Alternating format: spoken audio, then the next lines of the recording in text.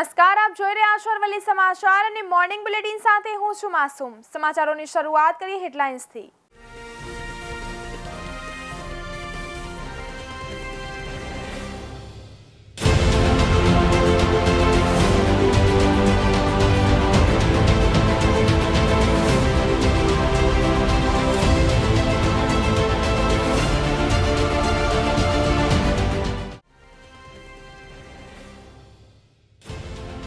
સુરતી ભેંસોનું ચલણ ઘટ્યું। 7 વર્ષમાં સંખ્યા 14.41 લાખ ઘટી, જ્યારે મહેસાણી ભેંસોની સંખ્યા 7.54 લાખ વધી।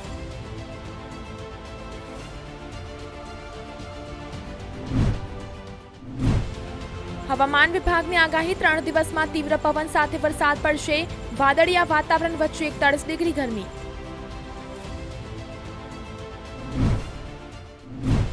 ગુજરાતમાં વાતાવરણનો પક્ષપલટો, દક્ષિણ સૌરાષ્ટ્રમાં ઝાપટા, રાજકોટમાં માત્ર 1 કલાકમાં તાપમાન 10 ડિગ્રી ઘટ્યું।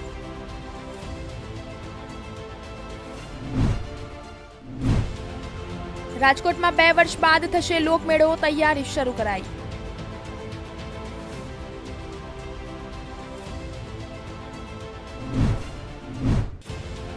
સહકારના અભાવે નિરાશા, વલભી વિદ્યાપીઠનું ચોક્કસ સ્થળ શોધવામાં પુરાતન વિભાગ અવઢવમાં।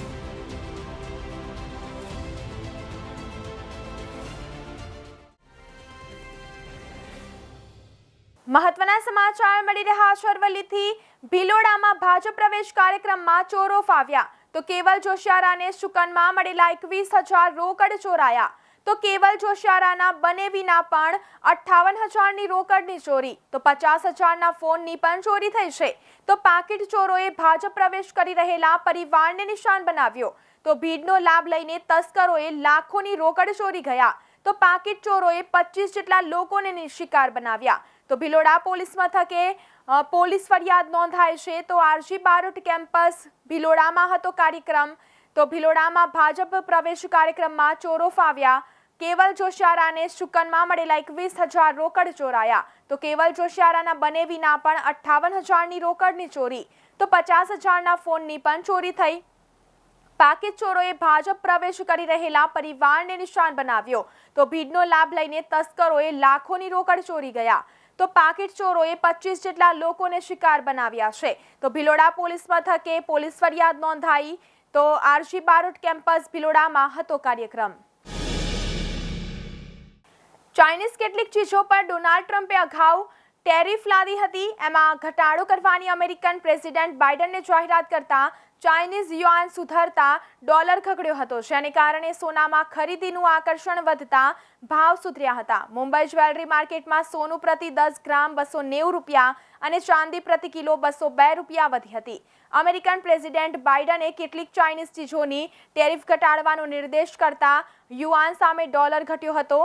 આ જ રીતે યુરોપિયન સેન્ટ્રલ બેન્કે 3rd ક્વાર્ટર બાદ ઇન્ટરેસ્ટ રેટમાં વધારો કરવાના સંકેતો આપતા યુરો સામે પણ ડોલર ઘટ્યો હતો। આમ ડોલર પર દબાણ વધતા કરન્સી બાસ્કેટમાં ડોલરનું મૂલ્ય એક સપ્તાહની નીચી સપાટીએ પહોંચતા સોનામાં ખરીદી વધી હતી। વળી ચીનમાં કોરોનાની અસર ઝડપથી ઘટવા લાગતા બેઇજિંગમાં પબ્લિક ટ્રાન્સપોર્ટ ચાલુ થયા હતા અને અનેક પ્રકારની ઇકોનોમિક એક્ટિવિટી ચાલુ થતા સોનામાં સુધારો નોંધાયો હતો।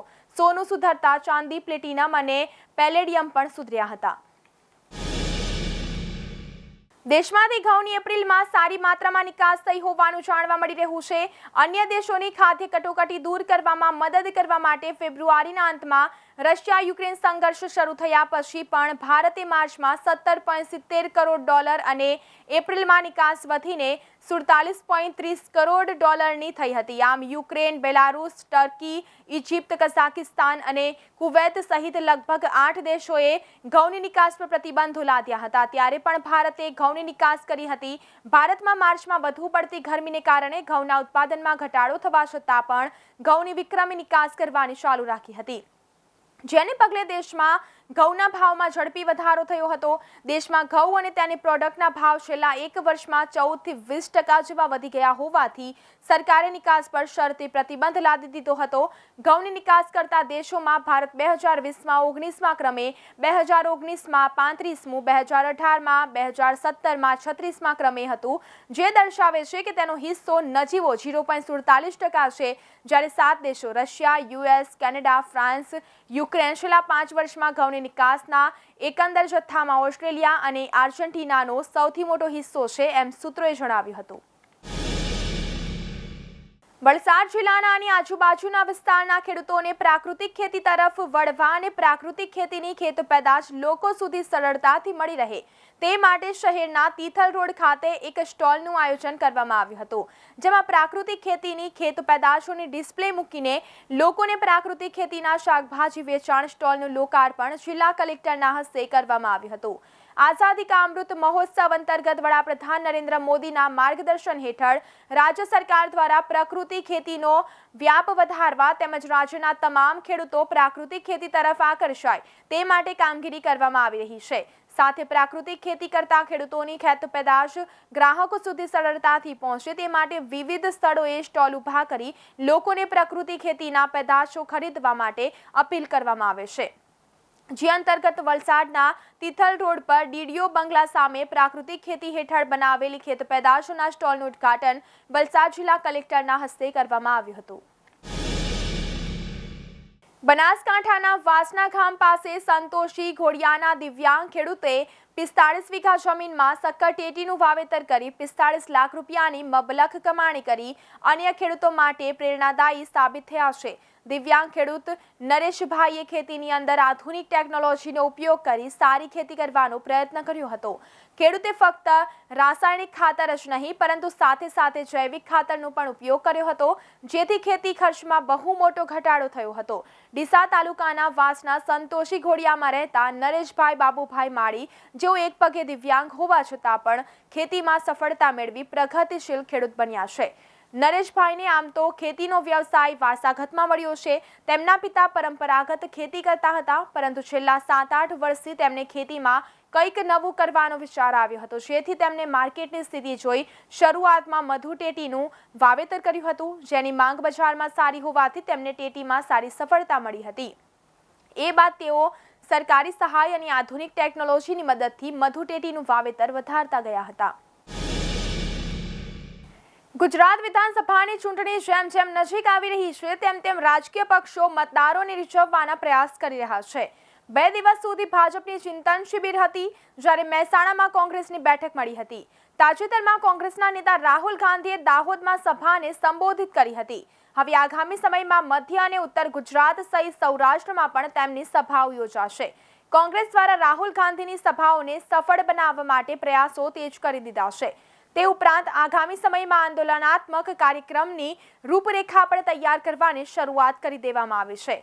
મહેસાણા ખાતે ઉત્તર ગુજરાત ઝોનની ચૂંટણીને લઈને કોંગ્રેસ મહેસાણા ખાતે કાર્યકરો સાથે બેઠક યોજી ચૂંટણીલક્ષી રણનીતિ ઘડી હતી, જેમાં જગદીશ ઠાકોરે કહ્યું હતું કે કાલે સવારે ચૂંટણીઓ જાહેર થાય તો પણ કોંગ્રેસ સજ્જ છે, જ્યારે ગેનીબેનના અભદ્ર નિવેદન અંગે કહ્યું કે રાજકીય કે સામાજિક આગેવાનીમાં બોલવામાં થોડું ભાન રાખીએ તો વધારે સારું। આ બેઠકમાં સંગઠન અને બૂથ મેનેજમેન્ટ માટે મહિલાઓને યુવાનો જોડવા અને મજબૂત કરવાની ચર્ચા કરાઈ, તેમજ આગામી સમયમાં બેરોજગાર યુવાનોને 75 વર્ષ મહોત્સવ ઉજવવા માટે કોંગ્રેસ 75 કિલોમીટરની યાત્રા યોજશે, જેમાં આ યાત્રા ભારત જોડો કાર્યક્રમ અંતર્ગત ગામે ગામ ફરશે। છેલ્લા કેટલાક દિવસોથી રાજકોટ સહિત રાજ્યભરમાં કાળઝાળ ગરમી પડી રહી છે। અનેક સ્થળોએ 43 થી 44 ડિગ્રી તાપમાન નોંધાઈ રહ્યું છે। જો કે સાથોસાથ ચાલુ માસમાં વેકેશન ઉપરાંત લગ્નગાળાની સિઝનમાં પણ પૂર બહાર ખીલી છે। અસહ્ય ગરમી હોવા છતાં મોટી સંખ્યામાં લોકો બહાર ફરવા નીકળી ગયા છે, તેમજ લગ્નગાળામાં લોકો ખાનગી બસ કે વાહનને બદલે એસટી બસમાં મુસાફરી કરવાનું પસંદ કરી રહ્યા છે, જેને પગલે ગુજરાત એસટી નિગમને માત્ર 11 દિવસમાં 90.20 કરોડની આવક થઈ છે। 11 દિવસમાં 1.90 કરોડથી વધુ લોકોએ મુસાફરી કરી હતી। રાજકોટ સહિત રાજ્યભરમાં એસટી નિગમના કુલ 16 ડિવિઝનોના જુદા જુદા ડેપો આવેલા છે. આ તમામ ડેપો ઉપરથી છેલ્લા કેટલાક દિવસથી મોટાભાગના રૂટોની બસો ચિક્કા દોડી રહી છે, જેના કારણે એસટી નિગમને દૈનિક કરોડો રૂપિયાની આવક થઈ રહી છે. ખાસ કરીને છેલ્લા 11 દિવસ દરમિયાન લગ્નગાળો અને વેકેશનની સિઝનના કારણે 9 મેથી 19 મે સુધીમાં એસટી નિગમને રૂપિયા 90.20 કરોડની તોતિંગ આવક થઈ છે. લગ્નગાળો અને વેકેશનના કારણે ટ્રાફિકમાં વધારો થતાં એસટી નિગમને દૈનિક રૂપિયા 7 કરોડ આસપાસ આવક થઈ રહી છે. છેલ્લા 11 દિવસ દરમિયાન એસટી તંત્રની બસોમાં 1.92 કરોડથી વધુ મુસાફરોએ મુસાફરી કરી છે અને દૈનિક રાજ્યની બસોમાં 18 લાખથી વધુ મુસાફરો મુસાફરી કરી રહ્યા છે. ઉનાળા વેકેશનના ગાળામાં મુસાફરોના ભારે ધસારાને જોતા પશ્ચિમ રેલવે દ્વારા અમદાવાદથી ઉપડતી 12 ટ્રેનોમાં હંગામી ધોરણે જોડવાનો નિર્ણય લેવાયો છે. વેઇટિંગ લિસ્ટ ઓછું થાય, મુસાફરોને ટ્રેનમાં ટિકિટ મળી રહે અને અસુવિધા ઓછી થાય તે માટે વધારાના કોચ જોડાશે. બાંદ્રા ટર્મિનસ ભુજ એસી એક્સપ્રેસમાં તારીખ 29 મે સુધી, બાંદ્રાથી અને તારીખ 30 મે સુધી ભુજથી વધારાનો એક એસી 3 ટાયર કોચ જોડાશે. અમદાવાદ પટના ક્લોન સ્પેશિયલમાં તારીખ 25 મેના રોજ અમદાવાદથી અને તારીખ 27 મેના રોજ પટનાથી વધારાનો એસી 3 ટાયર અને સ્લીપર ક્લાસ કોચ જોડાશે. અમદાવાદ દરભંગા ક્લોન સ્પેશિયલમાં અમદાવાદથી તારીખ 27 મે સુધી અને દરભંગાથી તારીખ 30 મે સુધી એક વધારાનો એસી 3 ટાયર અને સ્લીપર ક્લાસ કોચ જોડાશે. બાંદ્રા ટર્મિનસ બાડમેર સ્પેશિયલમાં બાંદ્રાથી તારીખ 3 જૂન સુધી અને બાડમેરથી તારીખ 4 જૂન સુધી એક વધારાનો એસી 3 ટાયર કોચ જોડાશે. બાંદ્રા ટર્મિનસ અજમેર સુપરફાસ્ટ સ્પેશિયલમાં બાંદ્રાથી તારીખ 25 મેથી તારીખ 1 જૂન સુધી અમે અજમેરથી તારીખ 26 મેથી તારીખ 2 જૂન સુધી એક વધારાનો એસી 3 ટાયર કોચ જોડાશે. બાંદ્રા ટર્મિનસ જામનગર એક્સપ્રેસમાં બાંદ્રાથી તારીખ 30 મે સુધી અને જામનગરથી તારીખ 31 મે સુધી તાત્કાલિક અસરથી એક વધારાનો એસી 3 ટાયર કોચ જોડાશે. ગુજરાતના પ્રથમ મહિલા અધ્યક્ષ તરીકે સ્થાન મેળવનારા નીમા આચાર્યના નેજા હેઠળ વિધાનસભામાં ઐતિહાસિક ઘડીનું એલાન થયું છે. ગાંધીનગરમાં વિધાનસભાનું 1નું સત્ર મળશે, જેમાં એક અલગ જ પ્રયોગ કરવામાં આવ્યો છે. ગુજરાત વિધાનસભા 182 સભ્યોની બનેલી છે. તે જ રીતે હવે ગુજરાતના 182 વિદ્યાર્થીઓ એક દિવસના ધારાસભ્યો બનશે. આપને એ પણ જણાવી દઈએ કે આ માટે 17 થી 18 વર્ષના વિદ્યાર્થીઓને લાભ આપવામાં આવશે. જુલાઈના પહેલા અઠવાડિયામાં યોજાશે વિદ્યાર્થી વિધાનસભા. આ યુનિક આઈડિયાના આયોજનની જવાબદારી સ્કૂલ પોસ્ટ એનજીઓને સોંપવામાં આવી છે. આ સિવાય વિધાનસભા સત્રમાં અંદાજે 182 વિદ્યાર્થીઓ સિવાય અન્ય 400 લોકોને પણ આમંત્રણ આપવામાં આવ્યું છે. આ સમગ્ર વિષય અને વિધાનસભામાં થતી કામગીરી અંગે વિદ્યાર્થીઓને માહિતગાર કરવામાં આવશે. આ વિદ્યાર્થી વિધાનસભા એક દિવસ રચવા માટે અધ્યક્ષ નીમા આચાર્યએ મંજૂરી પણ આપી દીધી છે. જુલાઈના પ્રથમ સપ્તાહમાં વિદ્યાર્થી વિધાનસભા બેસશે. મુખ્યમંત્રી અને અધ્યક્ષ ધોરણ 11 અને 12ના વિદ્યાર્થી જ હશે. વિરોધ પક્ષના નેતા દંડકની જવાબદારી પણ વિદ્યાર્થી અદા કરશે. દરેક મંત્રીના પ્રશ્નો અને કાર્યપ્રણાલીની ચર્ચા પણ વિદ્યાર્થી જ કરશે. વિધાનસભામાં પ્રશ્નોત્તરી અને સાંપ્રત મુદ્દાની ચર્ચા પણ વિદ્યાર્થી જ કરશે. વિધાનસભાની પ્રેક્ષક ગેલેરીમાં 400 માણસો જોડાશે. 182 ધારાસભ્ય વિદ્યાર્થી બનશે. મોદી સરકારે ફુગાવાને કાબૂમાં લેવા માટે પેટ્રોલ ડીઝલની એક્સાઇઝ ડ્યુટીમાં કાપ મૂક્યો, પરંતુ તેના કારણે ફુગાવામાં બહુ મોટો ઘટાડો નહીં થાય. તેથી રિઝર્વ બેંક હજુ વ્યાજદરમાં વધારો કરશે. મધ્યમ વર્ગ માટે ચિંતાજનક વાત એ છે કે આ વખતે રિઝર્વ બેંક રેપો રેટમાં વધારાનો બહુ આકરો ડોઝ આપશે. તેના કારણે હોમ લોન સહિત તમામ લોનના વ્યાજદરમાં 1% વધારો થઈ જશે. આરબીઆઈના ગવર્નર શક્તિકાંત દાસે એક ટીવી ચેનલમાં ઇન્ટરવ્યુમાં સાફ શબ્દોમાં કહ્યું છે કે જૂનની મોનેટરી પોલિસીમાં રેપો રેટ વધારવામાં આવશે. દાસનો દાવો છે કે રેપો રેટ 4.4% કરાયો છે, પરંતુ એ પૂરતો નથી. તેથી હવે પછી રેપો રેટ વધારીને 5.15% કરવામાં આવી શકે છે. રિઝર્વ બેંક વ્યાજ દર 5% પાર કરાવે તે બેંકો વ્યાજમાં 1% વધારો કરી દેશે. તેના કારણે હોમ, કાર લોન અને અન્ય લોનના ઈએમઆઈમાં જંગી વધારો થશે. લોકો પહેલેથી જ મોંઘવારીથી પરેશાન છે. આ વ્યાજ વધારો પરેશાનીમાં વધારો કરી દેશે. ગુજરાતમાં પીએસઆઈ ભરતી પ્રક્રિયાના વિવાદ મુદ્દે હાઈકોર્ટમાં સુનાવણી હાથ ધરાઈ હતી. આ મુદ્દે હાઈકોર્ટે રાજ્ય સરકારને 1 જૂન સુધી પોતાનું વલણ સ્પષ્ટ કરવા માટે જણાવ્યું છે. હાઈકોર્ટે અરજદારોને પણ સલાહ આપી છે કે પરીક્ષાની તૈયારીઓ ચાલુ કરી દેવી જોઈએ. કોર્ટ સમક્ષ પોતાની ફરિયાદ અને માંગને લઈને આવ્યા છો એટલે ન્યાય તો મળશે જ. રાજ્યમાં પીએસઆઈની ભરતી મામલે થયેલ અરજીને લઈ ગુજરાત હાઈકોર્ટને અરજદાર દ્વારા રજૂઆત કરાઈ છે કે જ્યાં સુધી કોર્ટનો અંતિમ નિર્ણય ન આવે ત્યાં સુધી પરીક્ષા પર રોક લગાવવામાં આવે, કારણ કે છેલ્લી 4 મુદતથી રાજ્ય સરકારે પોતાનો જવાબ પણ રજૂ નથી કર્યો. આ મામલે કોર્ટે કહ્યું છે કે એડવોકેટ જનરલ હાજર ના હોય તો ગવર્મેન્ટ પ્લીડરની ઓફિસ આ મુદ્દે જરૂરી માહિતી મેળવીને કોર્ટ સમક્ષ રજૂ કરે.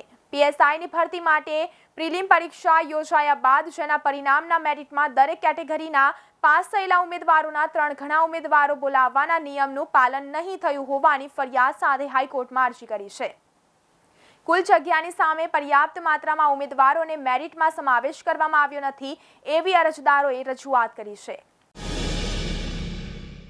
મુખ્યમંત્રી ભૂપેન્દ્ર પટેલે રાજ્યના અંબાજીથી ઉમરગામ સુધીના આદિવાસી બેલ્ટમાં વસતા આદિજાતિ ખેડૂતોની ખેત આવકમાં વધારો કરી ખેતી વૈવિધ્યપૂર્ણ અને સસ્ટેનેબલ બનાવવાની નેમ વ્યક્ત કરી છે. રાજ્યના 14 જિલ્લાઓના 1,23,000 જેટલા આદિજાતિ ખેડૂતોને કૃષિ વૈવિધ્યકરણ યોજના 2022-23 અન્વયે ખાતર બિયારણ કિટ્સ વિતરણનો ગાંધીનગરથી વર્ચ્યુઅલ પ્રારંભ કરાવ્યો હતો. આ યોજના અંતર્ગત આ વર્ષે ખરીફ સિઝન માટે ઉત્તર અને મધ્ય ગુજરાતના 7 જિલ્લાના 75,000 જેટલા આદિજાતિ ધરતીપુત્રોને મકાઈનું બિયારણ અને ખાતર કીટ વિતરણ કરાશે. દક્ષિણ ગુજરાતના 7 જિલ્લાઓના અંદાજે 48,000 લાભાર્થીઓને સુધારેલા શાકભાજીના બિયારણ ખાતર કીટ વિતરણ કરાશે. રાજ્ય સરકાર દ્વારા 2012થી અમલમાં આવેલી આ કૃષિ વૈવિધ્યકરણની આ યોજનામાં દર વર્ષે ₹30 થી 35 કરોડના ખર્ચે અંદાજે 1 લાખથી વધુ આદિજાતિ ખેડૂતોને લાભ આપવામાં આવે છે.